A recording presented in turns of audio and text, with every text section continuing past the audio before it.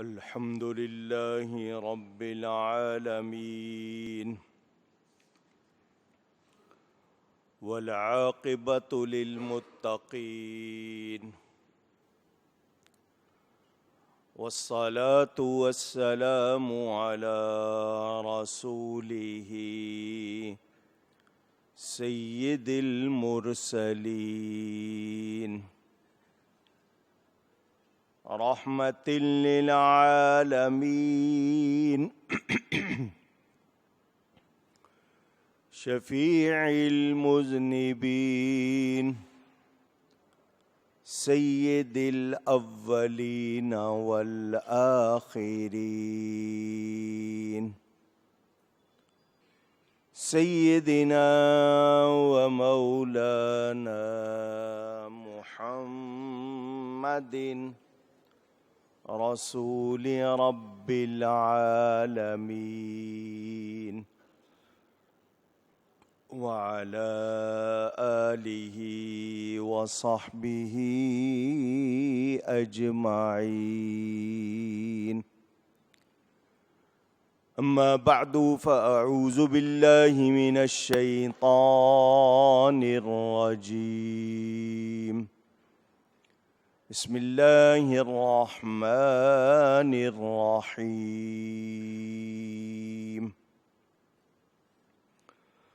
ولقد نصركم الله ببدر وأنتم أذلة فاتقوا الله لعلكم تشكرون صدق الله العلی العظیم۔ محبت کے ساتھ ایک مرتبہ دروشی پڑھ لیجئے۔ اللہم صلی علی سیدنا و مولانا محمد معدن الجود والکرم وآلہ وصحبہ وبارک وسلم۔ الصلاة والسلام علیک یا رسول اللہ، الصلاة والسلام عليك يا حبيب الله، الصلاة والسلام عليك يا رحمة للعالمين، وعلى آلك وأصحابك يا شفیع المذنبین۔ حمد و صلات کے بعد قرآن کریم کی سورہ آل عمران کی ایک آیت آپ کے سامنے تلاوت کی ہے۔ پاکستان میں آج ماہ رمضان المبارک کا تیسرا جمعہ ہے، اور ہمارا معمول ہے کہ ہم اس تیسرے جمعے میں غزوہ بدر، جنگ بدر کا ذکر سنتے سناتے ہیں۔ ماہ رمضان کے دوسرے عشرے کے واقعات میں غزوہ بدر بہت نمایاں، اس حوالے سے ہر سال پورا واقعات بہت اختصار کے ساتھ آپ کے سامنے بیان کرتا ہوں۔ اسی جمعے میں ہم ام المومنین حبیب رب العالمین حضرت سیدتنا عائشہ صدیقہ رضی اللہ تعالی عنہا کا یوم وصال بھی مناتے ہیں۔ فتح مکہ کی بات بھی ہوتی ہے، اور مولائے کائنات، مولائے غم گسار، حیدر کرار، خلیفہ رابع حضرت سیدنا علی کرم اللہ تعالی وجہ الکریم کے یوم شہادت کے حوالے سے بھی ذکر ہوتا ہے۔ اللہ تعالیٰ ان تمام ہستیوں کے صدقے ہم سب پر کرم فرمائے۔ اللہ تعالیٰ ارشاد فرماتا ہے وَلَقَدْ نَصَرَكُمُ اللَّهُ بِبَدْرٍ وَأَنْتُمْ أَذِلَّةٌ، اور بے شک اللہ تعالیٰ نے تمہاری مدد فرمائی بدر میں اور تم کمزور تھے، جبکہ تم کمزور تھے۔ مسلمانوں کے حوالے سے اگر میں پوری تاریخ اور تفصیل میں جاؤں بڑا وقت چاہیے۔ میرے پیارے نبی پاک صلی اللہ علیہ وسلم مکہ مکرمہ میں پیدا ہوئے، یہ آپ کی تشریف آوری دنیا میں اس کا ذکر، خلقت تو ساری کائنات سے پہلے، اللہ نے آپ کو ساری کائنات سے پہلے بنایا۔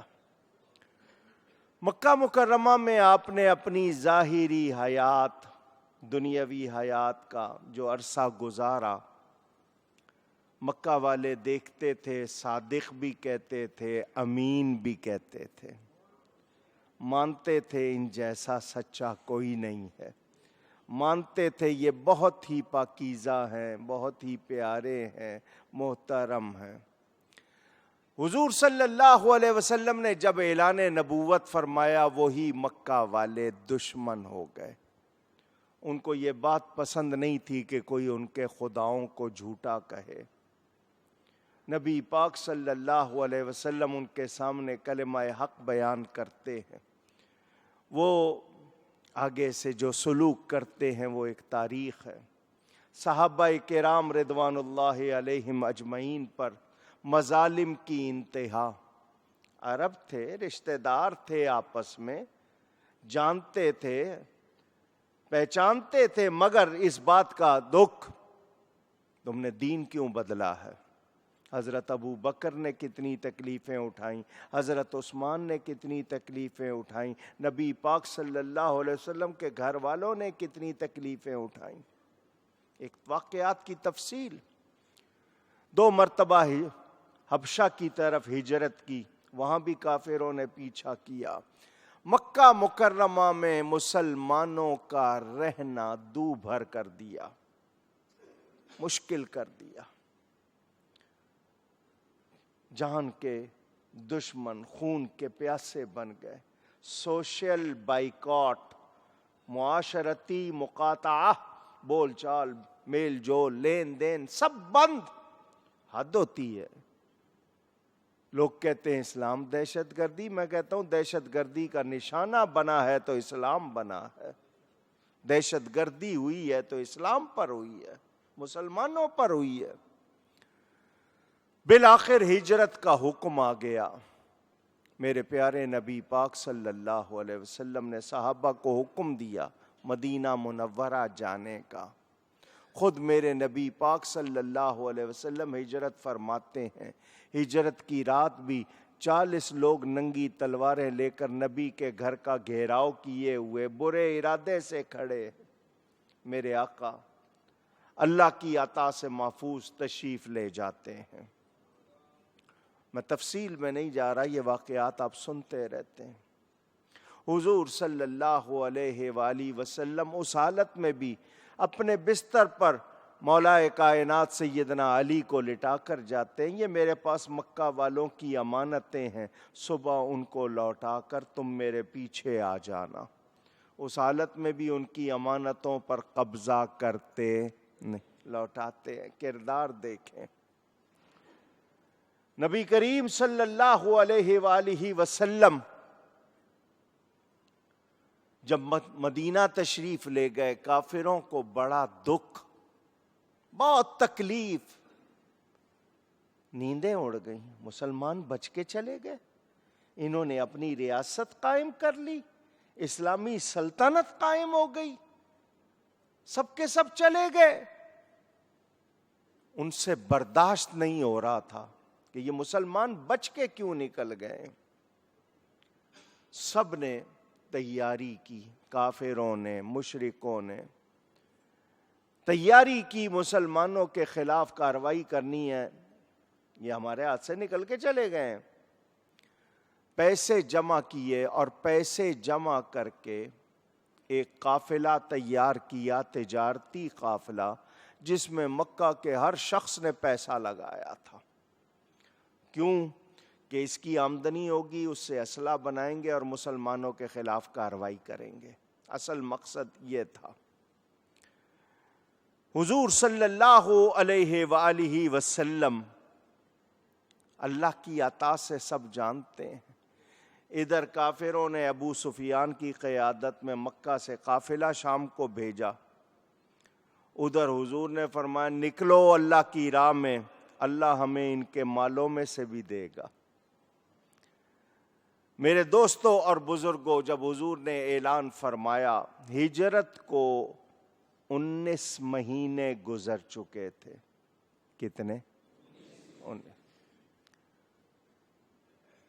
بسم اللہ الرحمن الرحیم کے حروف 19 ہیں. معلوم ہے آپ کو؟ 19 مہینے گزر چکے تھے. رمضان کی 12 تاریخ حضور صلی اللہ علیہ وآلہ وسلم نے اعلان کیا کافروں سے لڑنا ہے، نکلو اللہ کی راہ میں. بوڑھے، بچے، جوان سب آ گئے. 313 افراد حضور صلی اللہ علیہ وسلم ان کے ہمراہ مدینہ منورہ سے روانہ ہوتے ہیں. سامان کی حالت اس قافلے کی کیا ہے؟ 313 کے لشکر کے پاس 2 گھوڑے ہیں. کتنے؟ 70 یا 80 اونٹ ہیں. 6 زرہیں ہیں.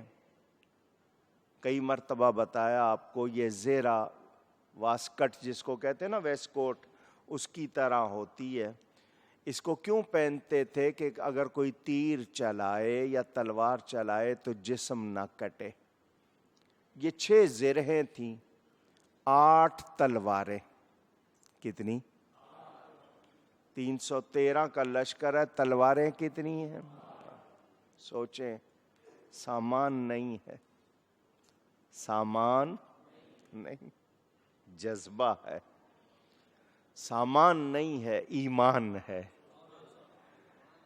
عجب انداز سے آئے خدا کے چاہنے والے،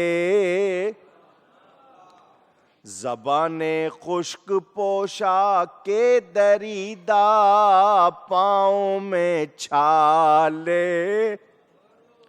زبانیں ان کی روزہ رکھا ہوا ہے، خشک ہیں. پوشاکیں، کپڑے دریدہ یعنی پھٹے ہوئے کپڑے پہنے ہوئے ہیں، اور پاؤں میں چھالے.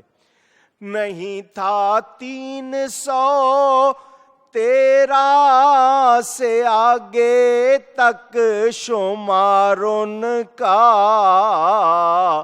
سنا یہ ہے کہ ان کے ساتھ تھا پروردگار ان کا. اللہ اکبر یا رسول. تھے ان کے پاس 2 گھوڑے، 6 زرہیں، 8 شمشیریں. پلٹنے آئے تھے یہ لوگ دنیا بھر کی تقدیریں. اللہ.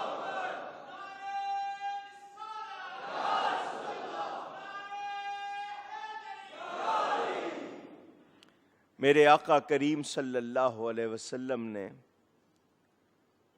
فرمایا 3 افراد 1 اونٹ مقرر کر لیں. کتنے؟ 3. اور باری باری سوار ہوں. 1 اونٹ 3 آدمیوں کے لیے، باری باری 1 گھنٹہ. 1 گھنٹہ ایک بیٹھے، پھر دوسرا، پھر تیسرا، اسی طرح، یا جو بھی ٹائم مقرر کر لیں. 1 اونٹ 3 آدمیوں کے لیے. اور اپنے لیے بھی الگ سے سواری نہیں رکھی، بلکہ اپنے لیے بھی جو اونٹ رکھا اس کے ساتھ بھی دوسری سواری رکھی۔ اگر میرے آقا اپنے لیے الگ سواری رکھ لیتے کوئی اعتراض کرتا؟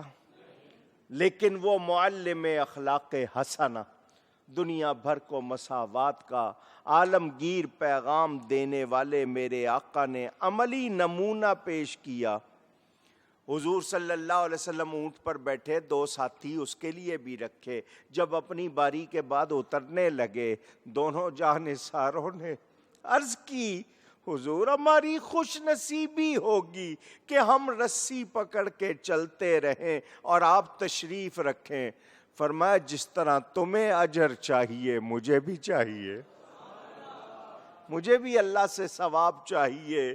اس ارشاد کو سن کر صحابہ کا ایمان کتنا تازہ ہوا ہوگا، کیسی قوت ملی ہوگی، امت کو تعلیم ملی حضور صلی اللہ علیہ وسلم نے دنیا میں کس طرح بسر فرمائی ہے، کوئی آپ کی مثال پیش کر سکتا نہیں۔ ابو سفیان کو ادھر اطلاع ہو گئی تھی کہ ہمارا پیچھا کیا جا رہا ہے، اسے فکر لاحق ہوئی، اس نے مکہ میں ایک شخص روانہ کیا۔ ابو جہل اور سب جو ہیں وہ مشتعل ہو گئے، کیونکہ سب کے پیسے لگے ہوئے تھے اور سب نے پیسے لگائے تھے، سبھی حصہ لے رہے تھے۔ خوب چندہ افراد جمع کر کے اکسانے والے سرداروں کے اکسانے پر نوجوان لڑکے تیار ہوئے کہ ہم لڑنے جائیں گے، اگر اس قافلے کو کچھ کیا گیا تو ہم لڑنے، ادھر دے دو، ہم لڑنے جائیں گے، ہم مقابلہ کریں گے۔ ادھر تیاری ہو رہی ہے۔ ابو لہب خوف زدہ، ابو لہب خوف زدہ، اس کے خوف کی وجہ میں آپ کو پہلے سنا چکا ہوں، حالانکہ حضرت عاتقہ بنت عبد المطلب کا خواب جو اس نے راز رکھنے کے وعدے سے حضرت عباس کو سنایا، خواب کیا تھا؟ ایک اونٹ پر سوار شتر سوار آیا اور وادی بطحا میں آ کر کھڑا ہو گیا اور کہا اے دھوکے بازو، اپنی قتل گاہوں کی طرف 3 دن کے اندر اندر دوڑ کر آؤ۔ میں نے دیکھا لوگ اس سوار کے گرد جمع ہو گئے، وہ مسجد میں داخل ہوا، لوگ اس کے پیچھے پیچھے تھے۔ پھر میں نے دیکھا اس کا اونٹ کعبے کی چھت پر کھڑا ہے۔ اس سوار نے پھر وہی نعرہ بلند کیا۔ پھر میں نے اس اونٹ کو جبل ابی قبیس پر دیکھا، وہاں بھی وہی نعرہ اس نے لگایا اور ایک بھاری چٹان کو نیچے کی طرف لڑکا دیا۔ اس چٹان کے نیچے آتے ہی وہ پھٹی اور مکہ کا ہر گھر اس سے ٹکرا کر گر گیا۔ یہ خواب دیکھا تھا۔ اس خواب کی اطلاع چھپاتے چھپاتے سب کو ہو گئی نا، کیونکہ جس کو آپ اپنے منہ میں نہیں رکھ سکے دوسرا کیا رکھے گا۔ آپ کا بھی طریقہ یہی ہے نا، تجھے بتا رہا ہوں کسی اور کو نہ بتا۔ تو جس طرح آپ کا وہ قریبی ہے، کوئی اس کا بھی تو قریبی ہوگا نا، اس طرح بات نکل جاتی ہے۔ سب کو آہستہ آہستہ اس خواب کی اطلاع ہو گئی۔ 3 دن انہوں نے کہا انتظار کریں گے، ورنہ حضرت عباس کے گھرانے کو جھوٹا قرار دے دیں گے۔ لوگ عباس بن عبد المطلب کو ملامت کریں گے۔ ابھی یہ وہ سوچ ہی رہے تھے، قافلے کی بات ان تک پہنچ گئی، خواب سچا ثابت ہو گیا۔ قافلے کی بابت ان تک بات پہنچ گئی کہ ابو سفیان نے مدد کی اپیل کی ہے، لوگوں کو یقین ہو گیا خواب سچا ہے۔ امیہ بن خلف جس کے پاس حضرت بلال حبشی ہوتے تھے، یہ مکہ کا رئیس اعظم کہلاتا تھا، اس نے اعلان کیا کہ میں جنگ میں شرکت نہیں کروں گا۔ وہ بھی اس خواب سے خوف زدہ، لیکن ابو جہل نے کہا تو نہیں جائے گا تو دوسرے کیسے ہمت کریں گے، تجھے جانا پڑے گا، تو نکلے گا تو دوسرے ہمت کریں گے۔ اس کو مجبوراً شامل ہونا پڑا۔ امیہ، عتبہ، شیبہ، زمعہ، عمیر، حکیم بن حزام، یہ سب کے سب وہاں جو بڑا بت رکھا تھا جس کا نام حبل تھا، اس کے پاس جمع ہوئے اور فال نکالی۔ فال میں یہی آیا کہ تم لوگ جنگ کے لیے نہ نکلو۔ ابو جہل بار بار مجبور کر رہا تھا، لوگوں نے کہا تم مرنے جا رہے ہو، اپنی قتل گاہ کی طرف جا رہے ہو، ارادہ چھوڑ دو، لیکن وہ اس خیال سے روانہ ہوا، کہنے لگا جنگ کی نوبت ہی نہیں آئے گی، ان کے پاس ہے کیا، بندے کتنے ہوں گے، ان کے پاس نہ بندے ہیں نہ سامان ہے، ہم سامان سب کچھ لے کے جائیں گے، جنگ کی نوبت نہیں آئے گی، جائیں گے اور آ جائیں گے، فکر نہ کرو۔ 3 روز تک تیاری ہوئی، 950 جوان تیار ہوئے، 100 گھوڑے تھے، 100 زیرہ پوش سوار تھے، ہر پیادے کے پاس زرہیں تھیں، 600 اونٹ تھے۔ ادھر آپ نے سنا کیا حال ہے، 2 گھوڑے، ادھر 100 گھوڑے، ادھر صرف 6 زرہیں، ادھر 100 زرہیں، اور ہر ایک کے پاس تلوار ہے، اور 600 اونٹ ہے، جبکہ ادھر صرف 70 اونٹ۔ صائب بن یزید علم بردار یہ بدر میں کافروں کی طرف سے جھنڈا اٹھا کر آیا ہے، نام کیا ہے، صائب، کیا نام ہے، صائب بن یزید۔ مگر تقدیر کیسے مسکراتی ہے، بندہ کیا سوچتا ہے، رب کیا کرتا ہے، یہ جھنڈا اٹھا کے کافروں کی طرف سے جا رہا ہے، اس کی 5ویں پشت میں امام شافعی پیدا ہو رہے ہیں۔ اندازہ کریں میرے دوستوں اور بزرگوں، ان لشکر کے ساتھ رقص کرنے والی کنیزیں، لونڈیاں جو گیت گا کر جوش دلاتی تھیں، اگر تم جیت گئے تو ہم بھی تمہارے، اور یہ اور وہ، اللہ تعالیٰ معاف کرے۔ اللہ تعالیٰ نے ان کے غرور اور تکبر کا بھی ذکر کیا۔ سورہ انفال کی آیت نمبر 47، وَلَا تَكُونُوا كَالَّذِينَ خَرَجُوا مِن دِيَارِهِمْ، پڑھ کے دیکھ لینا۔ اس دوران بہت سے اور بھی واقعات ہو رہے ہیں۔ ایک تکلیف دہ خیال انہیں ستا رہا ہے کہ مکہ کے قریش نے بنی کنانہ کے ایک بوڑھے کو قتل کر دیا تھا، بدل میں ان کے علاقے سے قریش کا ایک جوان گزرا تو انہوں نے قتل کر دیا۔ کچھ عرصے بعد بنی کنانہ کا ایک سردار عامر مر الزہران سے گزرا تو مقتول قریش کے بھائی نے اس سردار کو قتل کر دیا اور اس کی تلوار لا کر کعبے کے غلاف سے لٹکا دی۔ مکہ والوں نے تلوار پہچان لی اور عامر کے قتل کا بھی علم اور قاتل کا بھی پتہ چل گیا۔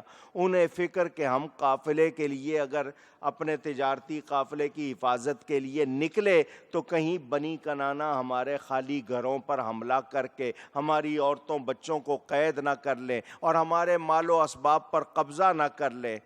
شیطان سراقہ بن مالک کی شکل میں ان کے پاس آیا اور آ کر کہنے لگا تسلی رکھو، کنانہ تم پر حملہ آور نہیں ہوں گے، تم نکلو، ضرور جاؤ۔ قرآن کی سورہ انفال میں 47 کے بعد 48ویں آیت میں دیکھ لیں یہ پورا واقعہ۔ ادھر ابو سفیان نے جاسوسی جاری رکھی، اس نے عام رستہ جو سیدھا راستہ تھا نا وہ بدل کر ساحل سمندر کے ساتھ مکہ آنے والے راستے کو اختیار کر لیا اور اپنی رفتار بڑھا کر مکہ کے قریب پہنچ گیا اور مکہ میں اطلاع کر دی کہ ہم حفاظت سے قریب آ گئے مکہ کے، اب ہمیں کوئی خطرہ نہیں۔ ابو جہل کو اطلاع مل گئی ابو سفیان کی، اس نے اس اطلاع کی پرواہ نہیں کی اور فخریہ کہا کہ ہم بدر میں جائیں گے، 3 دن وہاں قیام کریں گے، اونٹ ذبح کریں گے، شراب شباب کی محفل جمائیں گے، عرب پر ہمارا رعب ظاہر ہوگا، کوئی ہمارے خلاف نکلنے کو سوچے گا نہیں، تو ہمیں اپنی قوت کو ظاہر کرنے کے لیے جانا ہے۔ اور لوگوں نے کہا قافلے کے لیے نکلے تھے، قافلہ تو آ گیا، محفوظ ہو کر پہنچ گیا قریب، تو اب خطرہ رہا نہیں، اب کائے کو جانا، کہنے لگا نہیں جانا ہے۔ کسی کا دماغ خراب ہو تو کچھ کر سکتے، بولیے۔ لوگوں نے کہا اب نہیں جانا چاہیے، لیکن نبی کے بغض میں، نبی کی دشمنی میں یہ لوگ باز نہیں آئے اور نکلنے پر تلے رہے۔ ابو طالب کے بیٹے اور بہت سے دوسرے افراد ان سے الگ ہو گئے، ان میں اخنس اور بنو زہرہ بھی شامل۔ ادھر حضور صلی اللہ علیہ وسلم نے مدینہ میں اپنے صحابی عبداللہ ابن ام مکتوم، یہ نابینا تھے، ان کو مصلی پہ کھڑا کیا نماز پڑھانے کے لیے۔ حضور صلی اللہ علیہ وسلم نے 2 پرچم عطا کیے اپنے لشکر کو، سفید پرچم مصعب بن عمیر کو عطا کیا۔ حضور صلی اللہ علیہ وسلم کے آگے 2 پرچم تھے، ایک پرچم جھنڈا مولا علی کے ہاتھ میں تھا، اس کا نام عقاب تھا، دوسرا سعد بن معاذ کے ہاتھ میں، پھر حضرت علی والا حباب بن منذر کے ہاتھ میں آیا، ایک مہاجرین کا جھنڈا تھا، 2 انصاریوں کے تھے۔ 12 رمضان ہفتے کا دن مدینہ منورہ سے یہ 313 کا قافلہ روانہ ہوا۔ سنیں اب